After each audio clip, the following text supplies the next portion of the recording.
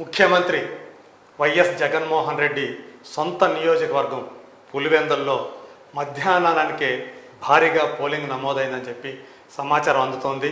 So 2 గంటల లోపలే 50% polling నమోదవటం అనేది విశ్లేషకుల్నే ఆశ్చర్యచకితుల్ని చేస్తున్నటువంటి విషయం.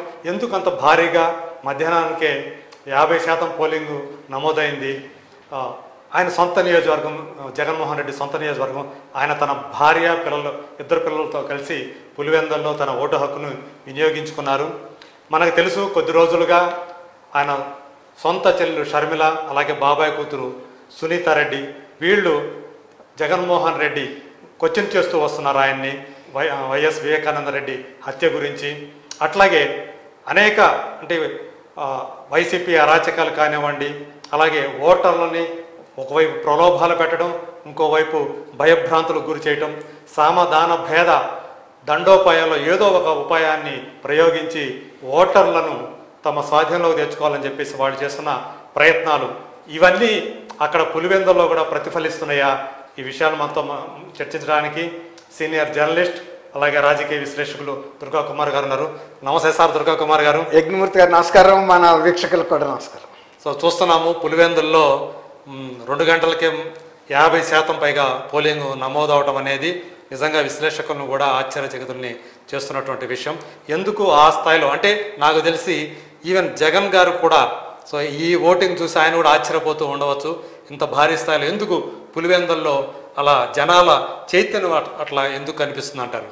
అంటే ఆంధ్రప్రదేశ్లో ఓటర్లు మొత్తంగా ప్రభుత్వ మార్పును ఎలా కోరుకుంటున్నారో అక్కడ కూడా మార్పును కోరుకుంటున్నారనేది అర్థమవుతుందండి.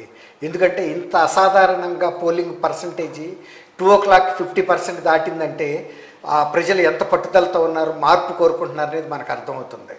ఇంకొక చిన్న విషయం ఇక్కడ యజ్ఞమూర్తి గారు మనం గమనించాల్సింది ఏంటంటే, పాస్ పుస్తకాల మీద ముఖ్యమంత్రి జగన్మోహన్ రెడ్డి గారి బొమ్మ ఎందుకు ముద్రించాలి అనే అంశం, పట్టదారు పాస్ పుస్తకాల మీద ఎందుకు ముద్రించాలి అనే అంశం రాష్ట్రంలో ఇతర ప్రాంతాల కన్నా ఒక్క పులివెందుల్లోనే హైలైట్ అయింది. అది పులివెందుల్లోనే వైఎస్ఆర్సీపీ కార్యకర్త పెద్ద ఆయన వాళ్ళ బంధువర్గంలో ఆయనే భారతి గారిని అడిగాడు, క్వశ్చన్ చాలా హైలైట్ అయింది.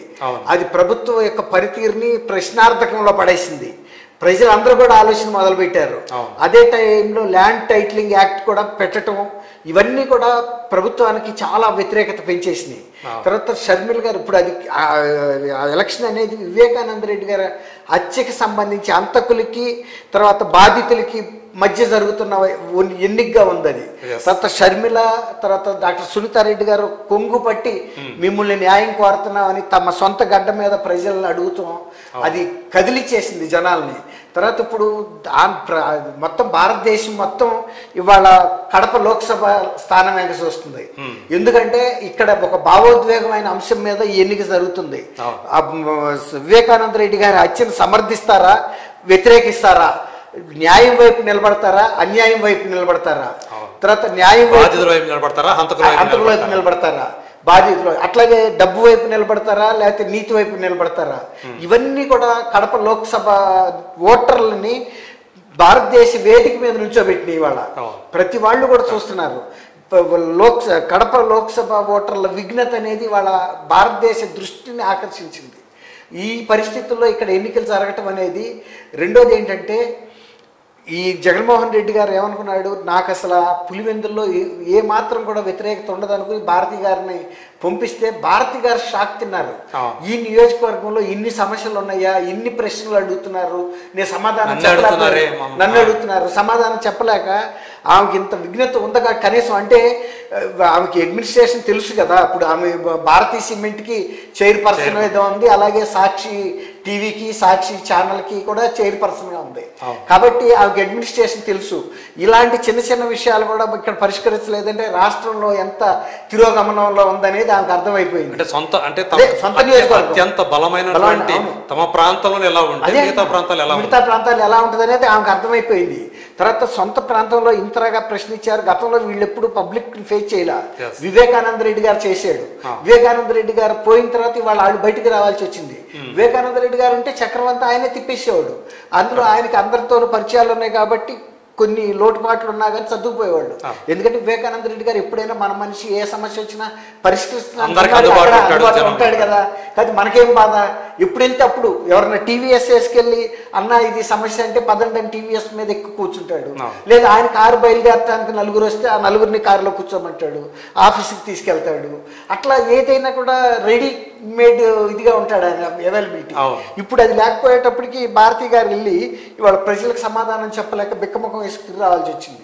అది జగన్మోహన్ రెడ్డి గారికి ఇంకోటి అర్థం కాని విషయం ఏంటంటే, తన సొంత నియోజకవర్గంలో ఆయన ఒక చేపల దుకాణం పెట్టి అది ఒక పెద్ద పరిశ్రమని, ఒక 50,000 మందికో 60,000 మందికో ఉపాధి ఇచ్చే పరిశ్రమ అన్నంతగా చెప్పాడు.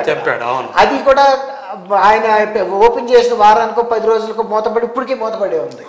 కాబట్టి ఆయన చేసిన గిమ్మిక్స్ ఈవెన్ కుప్పంకి వెళ్ళి ఒక సెట్ వేసేసి అక్కడ నీటిపారుదల ఇరిగేషన్ చేయటం ఇదంతా కూడా అభాస్పాలు అవుతారండి. ఎవరైనా కూడా ఎవరిని అందరినీ అన్ని కాలాల్లోనూ మనము మభ్య పెట్టలేము. మన యజ్ఞమూర్తి గారు కొంతకాలం కొంతమందిని చేయగలుగుతాం.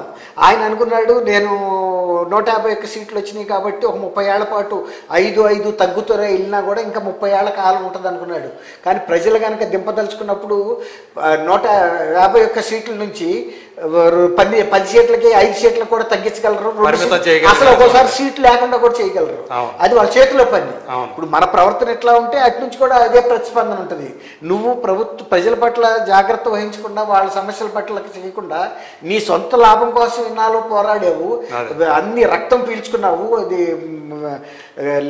మద్యపానం నిషేధం చేయింది రానన్న వ్యక్తివి మద్యపానం ఫుల్గా ఇంటింటికి మద్యపాన దుకాణాలు పెట్టి మరి వాళ్ళ ఓటర్లకు వెళ్తే ఒకవైపు సంక్షేమం అంటూ ఆ డబ్బులు ఇస్తూ ఇంకోవైపు దానికి 2-3 రెట్లు ఎక్కువగా తీసుకుంటారు. పిచ్చి సారా అండి అది. అది తాగి ఎంతమంది చచ్చిపోతున్నారు ఊళ్ళలో. మేము ఆ ఊరాళ్ళమే కదా, మాకు ఊళ్ళలో వెళ్ళినప్పుడు ఎంతమంది సిక్ అయిపోతున్నారో. అంతకుముందు మంచి పటిష్టమైన ఆరోగ్యంగా ఉన్నవాళ్ళు లివర్లు పోయి కొందరు, కిడ్నీలు పోయి కొందరు, నర్వస్ సిస్టమ్ అన్ని రకరకాలు వస్తున్నాయండి. వస్తున్నాయి, ఫ్యామిలీలు చితికిపోతున్నాయి ఈ వైద్యాల కోసం వెళ్ళి. అట్లా ఉంది. అట్లాంటి వ్యక్తి ఎన్నాళ్ళు నడుపుతాడండి. అందుకే ఇప్పుడు పులివెందుల్లో బ్రహ్మాండమైన పోలింగ్ పర్సంటేజ్ అనేది ఆయన మీద వ్యతిరేకత తెలియజేస్తుంది. మీరు చూడండి, వాళ్ళ డేట్ వేసుకోండి, మీరు June 4 కనుక చూడండి, ఆయన పరిస్థితి కూడా తిరగబడపోతుంది అన్నాడు. అదే అంటే అక్కడ మీరు చూస్తే ఇప్పటికి పోలింగ్ కాబట్టి అదే దాని పర్సంటేజ్ బట్టి ఈజీగా 80% 85 కూడా టచ్ అవుతుందండి. అదే సో చూద్దాం.